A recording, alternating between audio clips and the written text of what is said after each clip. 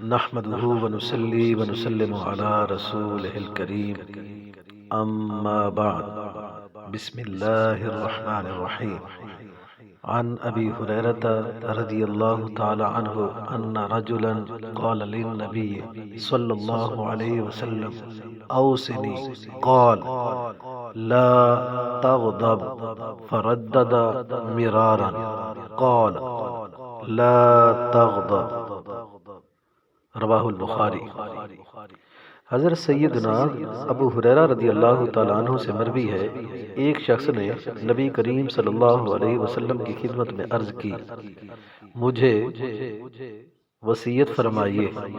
آپ صلی اللہ علیہ وسلم نے فرمایا، غصہ مت کرو۔ اس نے کئی مرتبہ یہی سوال دہرایا۔ آپ صلی اللہ علیہ وسلم نے ہر بار یہی فرمایا، غصہ مت کیا کرو۔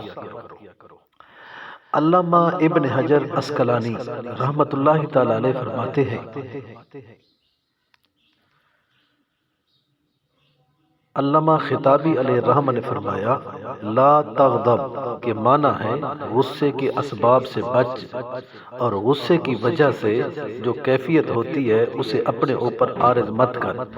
یہاں پر نفس غصہ سے منع نہیں کیا گیا، کیونکہ وہ تو طبعی چیز ہے جو کہ انسان کی فطرت میں موجود ہوتا ہے۔ بعض حضرات فرماتے ہیں، جو شخص بارگاہ رسالت صلی اللہ علیہ وسلم میں نصیحت کا طالب ہوا تھا، شاید ان کا مزاج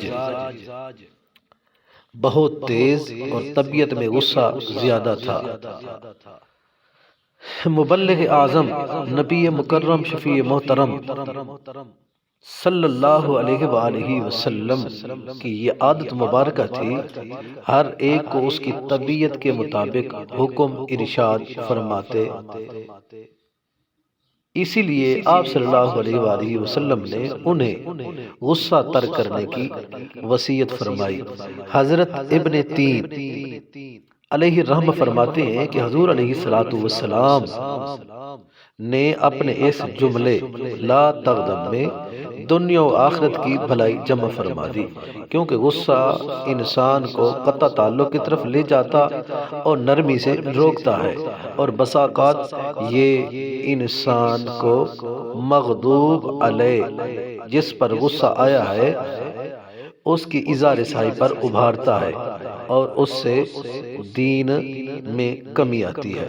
اللہ تعالی ہم سب کو حدیث مبارکہ کا نور اور برکت نصیب فرمائے اور عمل کی توفیق عطا فرمائے، آمین۔ وما علینا الا البلاغ المبین۔